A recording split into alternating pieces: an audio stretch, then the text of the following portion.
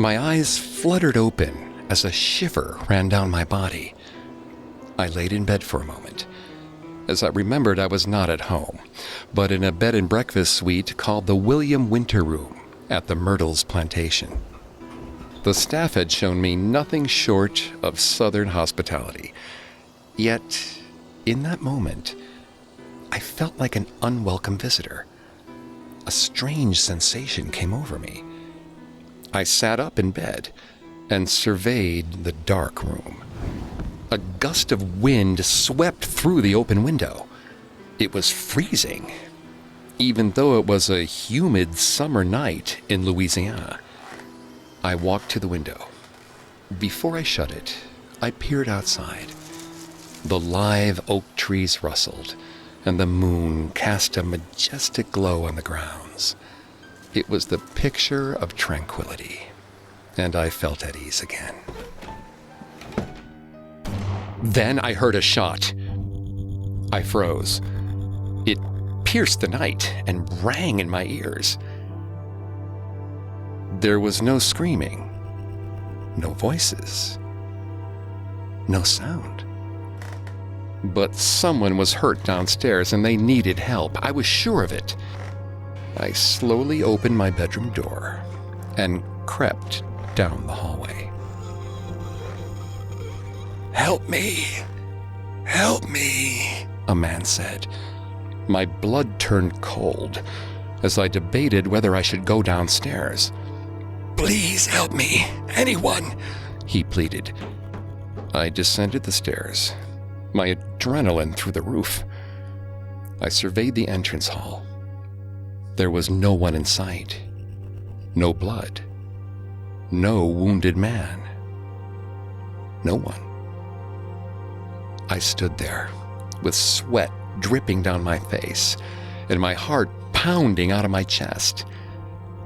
Then I noticed the moonlight pick up something on the floor. Muddy footprints trailed from the door up the staircase, where they stopped midway. I followed the footsteps until my eyes fell upon a wall mirror. In it, I saw a man lying on the stairs with a gunshot wound in his chest. He was barely alive, trying desperately to climb the staircase. My head swung around. No one was there. And yet the footsteps kept ringing on the empty stairs, as though prepared to do so for eternity.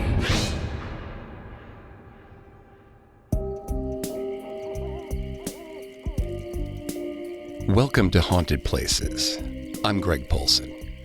Every Thursday, I take you to the scariest, eeriest, most haunted, real places on Earth. This week, join me on a supernatural journey to one of the most haunted homes in America, the Myrtles Plantation, located in St. Francisville, Louisiana. To this day, it's haunted. If you can't get enough haunted places, don't forget to subscribe. You can find us on your favorite podcast directory, as well as on Facebook and Instagram @Parcast, and on Twitter @Parcast Network. If you like what you hear, we'd really appreciate a 5-star review, wherever you're listening.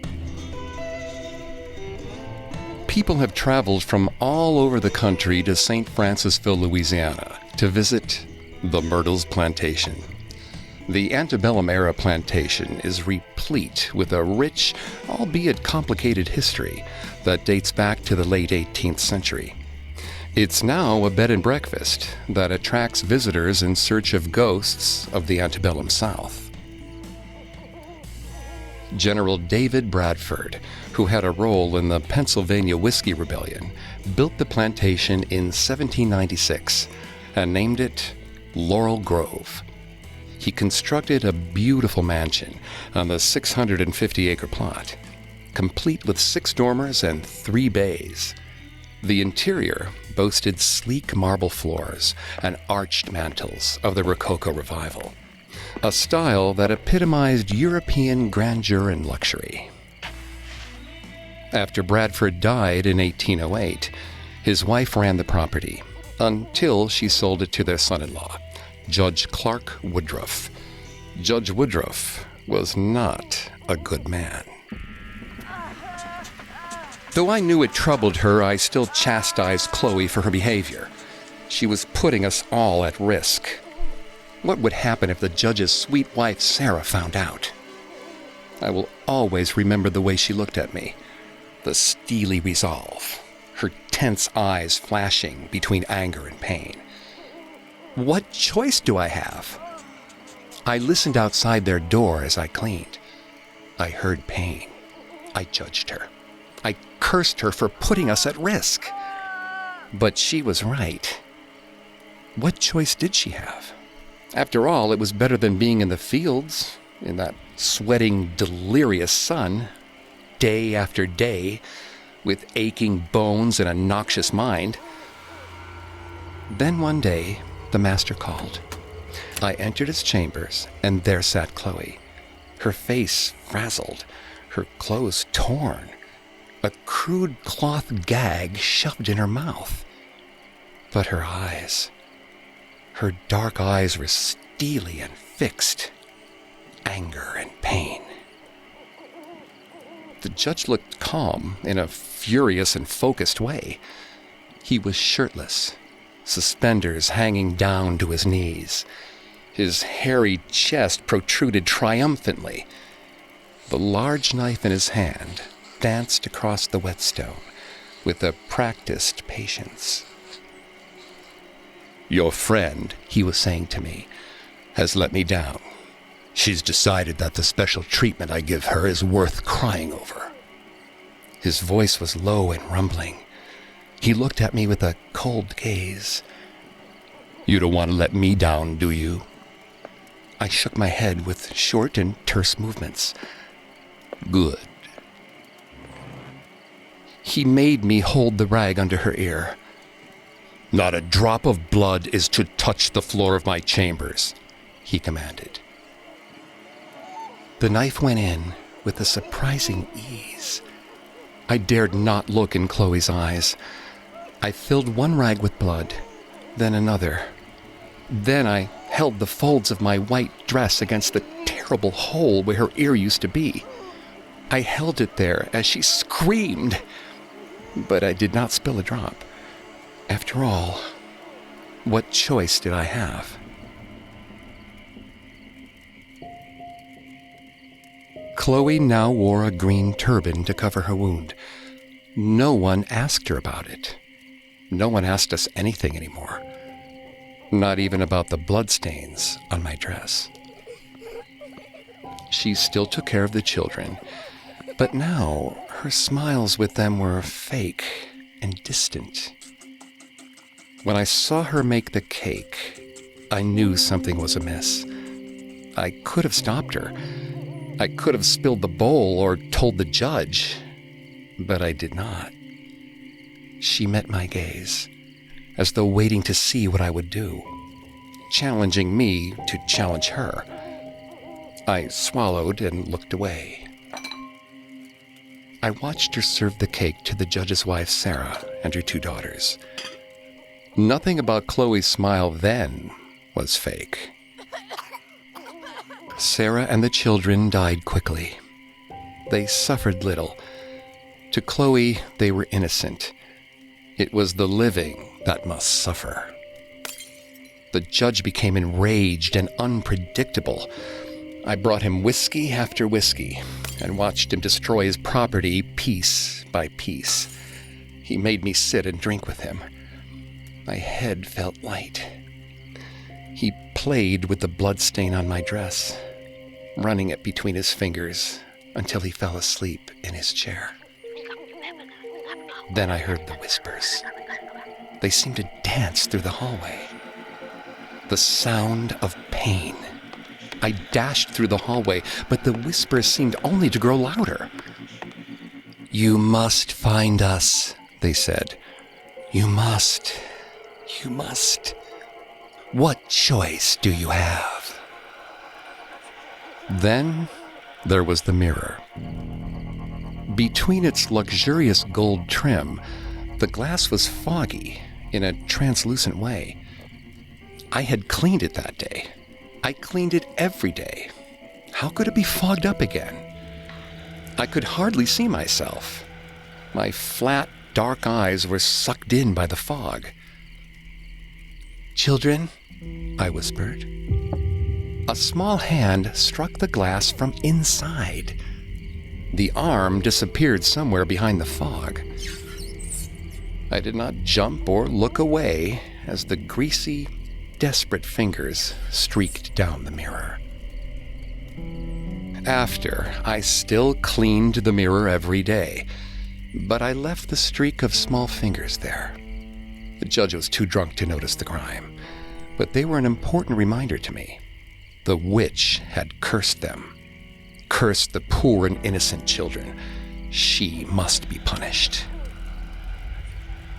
I told the other slaves. I told them what Chloe had done. I told them that they would be blamed and we would all be punished. They listened and nodded and grew angry. The mob gathered Chloe from her quarters in the night. She did not fight them. Even when they strung the noose around her neck, she did not fight. They held her aloft for just a moment. Rope slung over the tree. Her eyes met mine. There was no more pain, no more anger, only judgment. "What choice did I have?" I shouted, crazed and afraid. "What choice do we have?"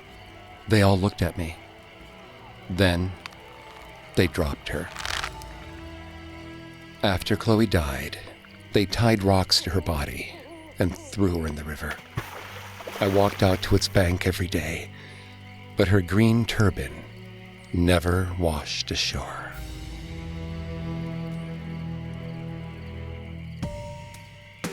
Legend has it that a slave girl named Chloe sought revenge on Judge Clark Woodruff.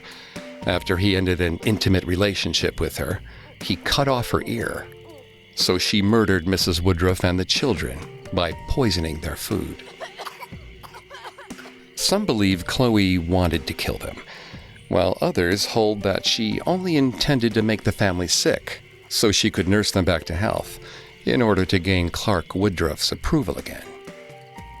The story goes that Chloe met her fate at the hands of the other slaves, who were afraid Woodruff would also punish them for her deed. There's no evidence to support any of these theories or that Chloe even existed at all.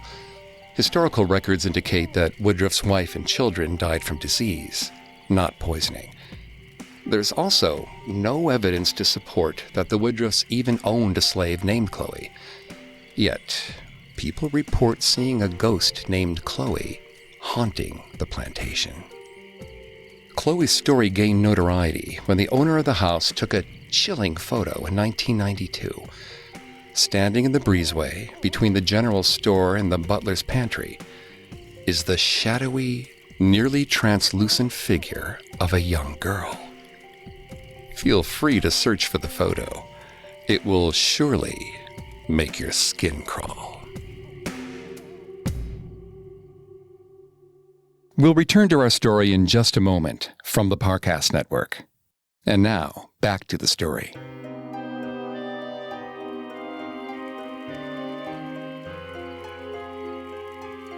After the death of his family, Clark Woodruff let the plantation slowly degrade until 1834, when he sold the house to Ruffin Gray Sterling and his wife, Mary Catherine Cobb.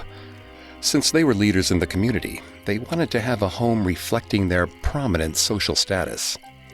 The property underwent an extensive renovation. Fine furnishings were imported from Europe, and the walls of the house were removed and repositioned to create 4 large rooms, a formal dining room and a game room. The renovation doubled the size of the original Bradford house, and the Sterlings changed the name of the property to the Myrtles, after the crepe myrtles that grew on the grounds. In spite of the grandeur that the plantation exuded, the Sterlings' riches couldn't spare them tragedy. Ruffin Sterling died from tuberculosis shortly after the completed renovation, and only 4 of the 9 Sterling children made it to adulthood. As many times death has struck the Myrtles, it's not surprising that there have been accounts of strange phenomena in and around the property, including the ghost of William Winter.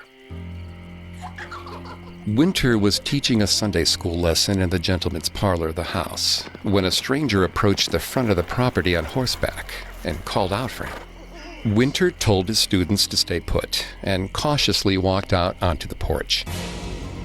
An unidentified man instantly shot him, then charged off on his horse. Winter stumbled inside the house and died, trying to climb the stairs. To this day, visitors claim to hear phantom footsteps on the staircase. The history of the Myrtles Plantation was steeped in violence. During the Civil War in the early 1860s, it fell prey to Union soldiers. The great deal of money and time the Sterlings invested into renovating the plantation was for naught, as the war wreaked havoc on the property. Many of their most expensive belongings were looted and destroyed by Union soldiers. Post-war, their wealth, now largely in Confederate currency, was deemed worthless. Mary Cobb Sterling had invested in a sugar plantation, but it was destroyed in the war. With the property in shambles, it began to collect debt. The Sterling family eventually had to sell the land in 1886. The Myrtles changed hands until it landed with Harrison Milton William in 1889.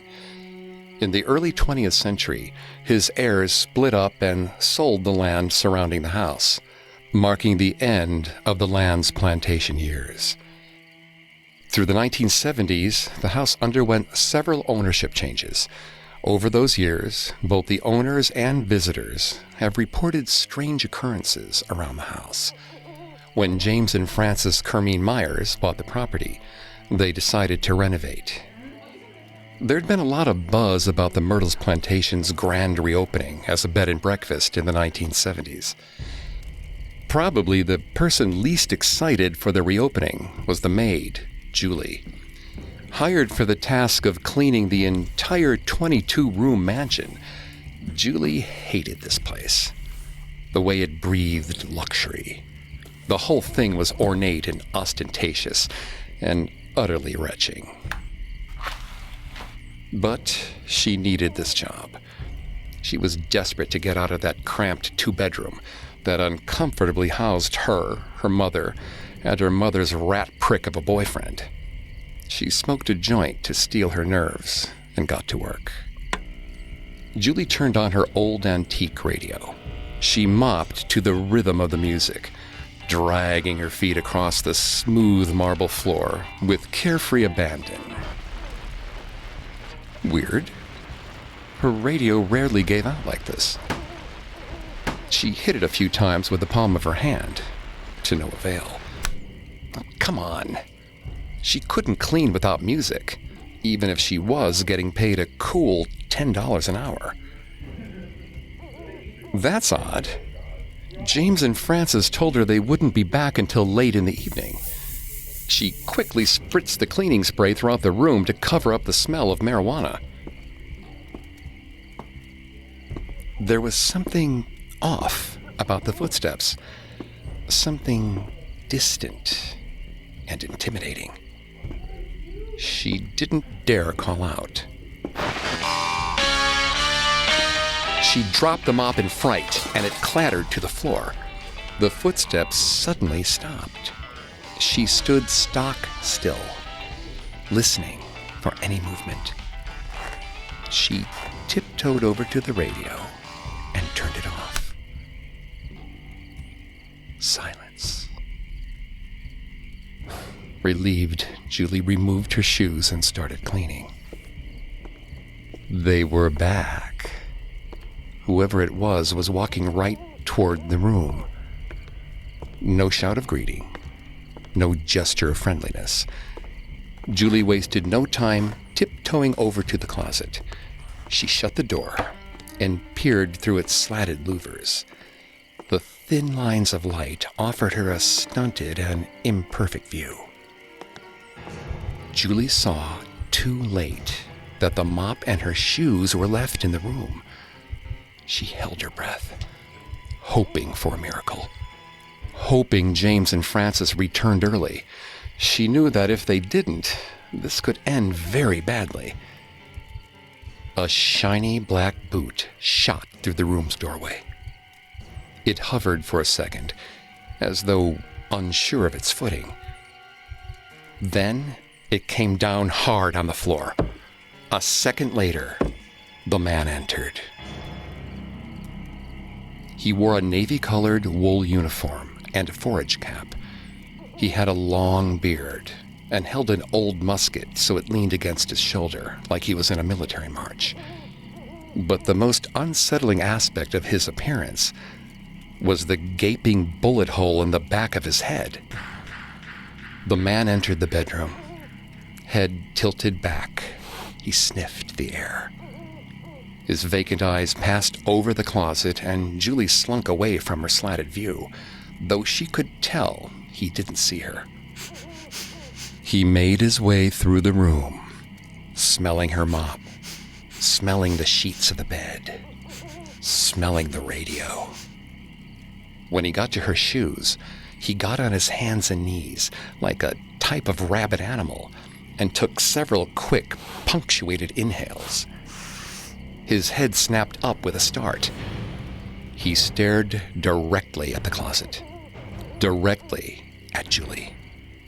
He rose, grabbed his musket, and methodically crossed the room to the closet doors. When he was in front of Julie's hiding spot, he slowly reached out his hand. Julie crashed through the closet door, barreling toward the bedroom exit. The man staggered back, and his musket fell to the ground. Julie burst through the bedroom door and took off down the hallway. Her socks struggled to maintain a grip against the marble floor. As she reached the stairs, her momentum was too great to maintain. She tripped over one of the stairs and tumbled down, hitting the landing of the staircase hard. In a daze, she could see the man approach her, with his weapon still against his shoulder. She tried to stand, but both her ankles were already swelling from the fall. The man descended the stairs. Stare after methodical stare. Julie tried to slide away on her back, but it was no use.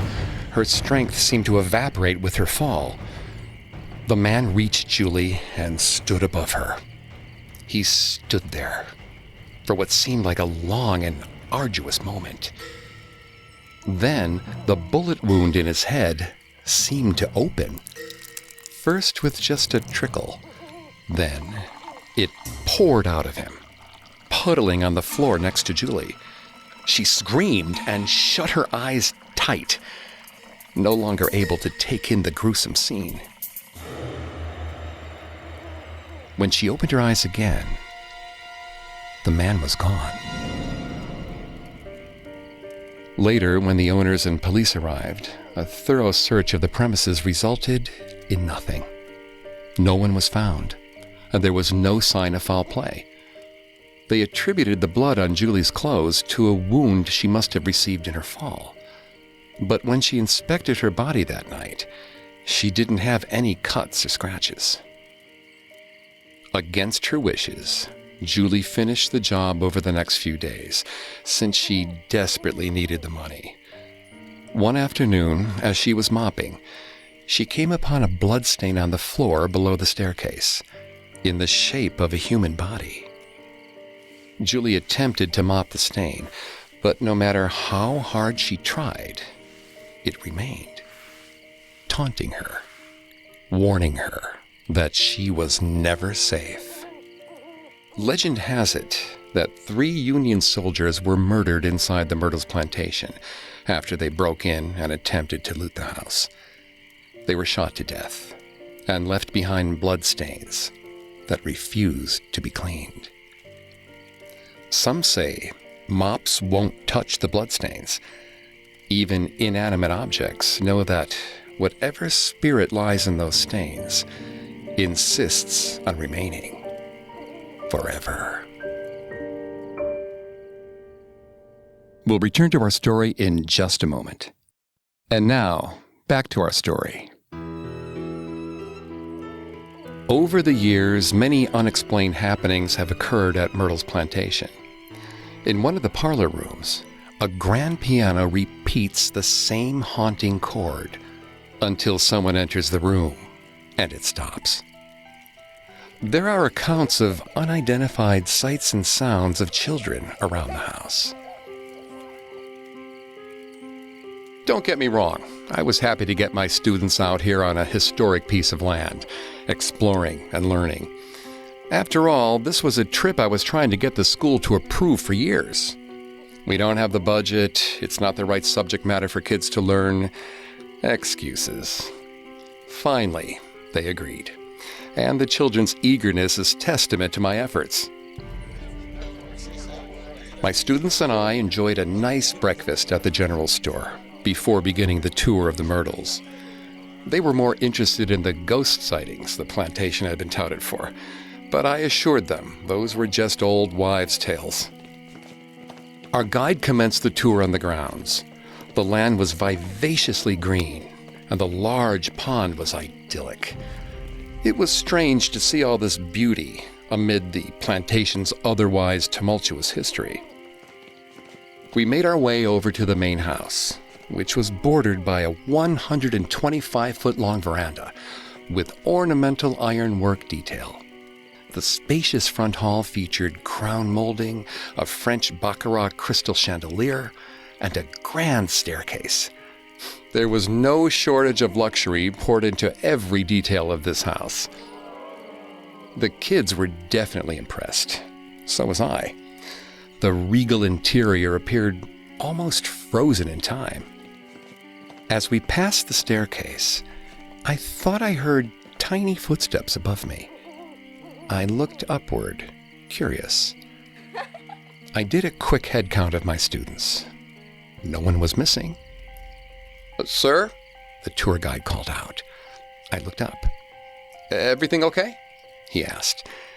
I think I heard... I stopped myself, not wanting to sound silly in front of the children.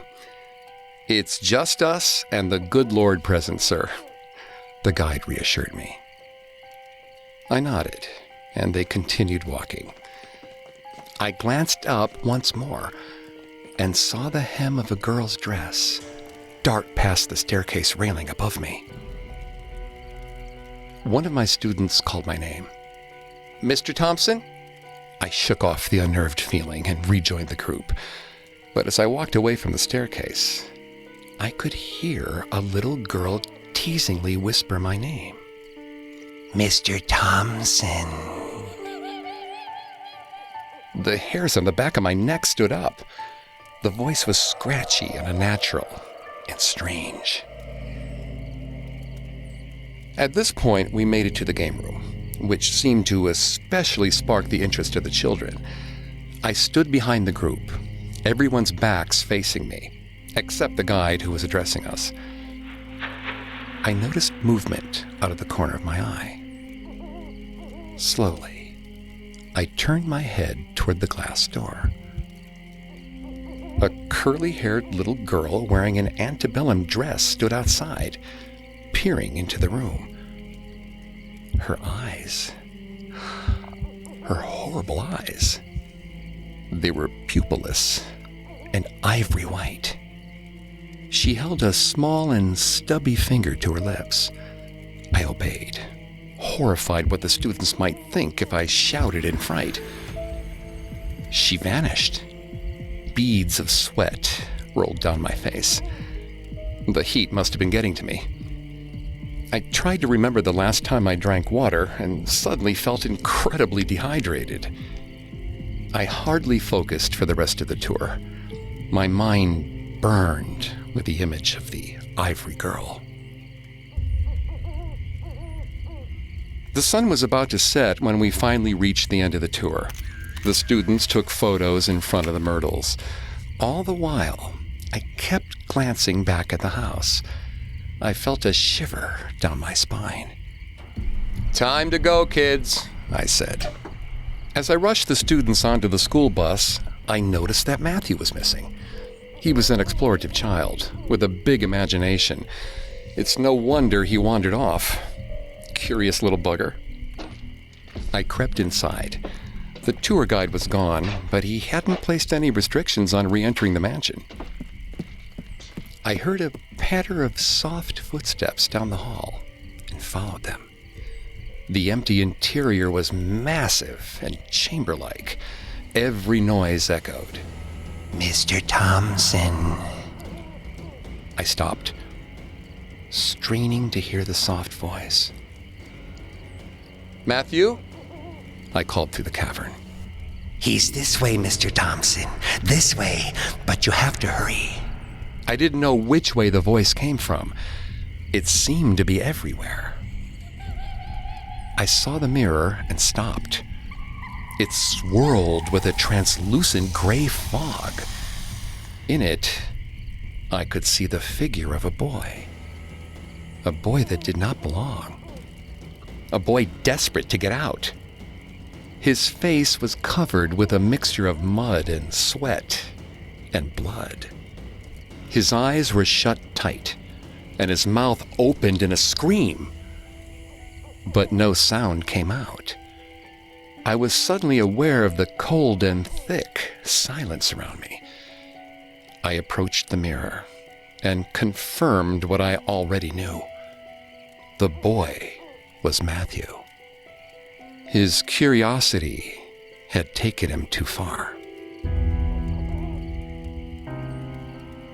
I approached the bus, confused and disoriented, unaware of how to tell the parents that I lost their son, knowing that they would never believe the truth.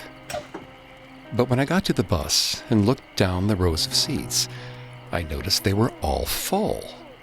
I called Matthew's name. No one responded. The students looked at me quizzically. I searched through the roll call sheets, tore them apart, really. I examined each check mark next to each student that assured me everyone was on the bus. No one was missing. Matthew's name was not there.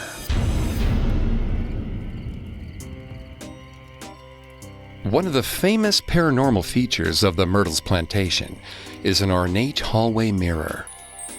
Visitors claim to have seen handprints, watermarks, and even figures in old-fashioned clothing lurking inside the glass.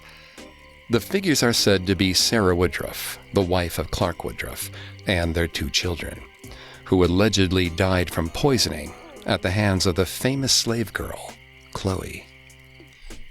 One of these children is believed to be the ghost girl of the Myrtles Plantation. She's known to run about the house, giggling and haunting unsuspecting children and adults.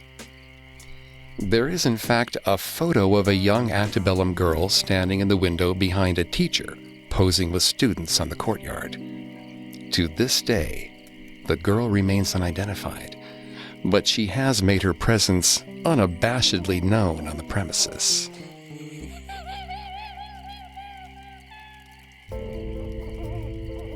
Despite the many rumors of ghost activity throughout the house, the Myrtles Plantation has become a vacation spot for many visitors every year, whether it is to unwind or catch a glimpse of a ghost or two. There are said to be as many as 12 ghosts at the Myrtles Plantation, whether it's Chloe, the vengeful slave, the invading soldiers, or the photogenic ghost girl. There is surely something waiting for you on your visit to the historic mansion. Take a tour, visit the gift shop, enjoy the architectural marvel, gorge yourself on wonderful Southern cuisine, but don't linger on the staircase, and don't look too long in the hallway mirror. That's where the ghosts of the Myrtles Plantation's violent past live. And they think it's rude to stare.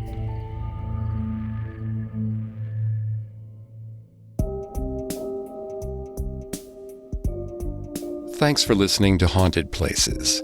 Don't forget to subscribe to Haunted Places on Apple Podcasts, TuneIn, Google Play, Stitcher, Spotify, or any other podcast directory. If you like what you hear, leave a 5-star review or tell us what you think on social media. We're on Facebook and Instagram as @Parcast and Twitter @Parcast Network. It seems simple, but it really helps our show. A new episode comes out every Thursday. We'll see you next time. Haunted Places was created by Max Cutler. It is a production of Cutler Media and is part of the Parcast Network. It is produced by Max and Ron Cutler. Sound design by Ron Shapiro, with production assistance by Joel Stein and Paul Mahler. Additional production assistance by Maggie Admire and Carly Madden. Haunted Places is written by Mallory Velasquez. I'm Greg Polson.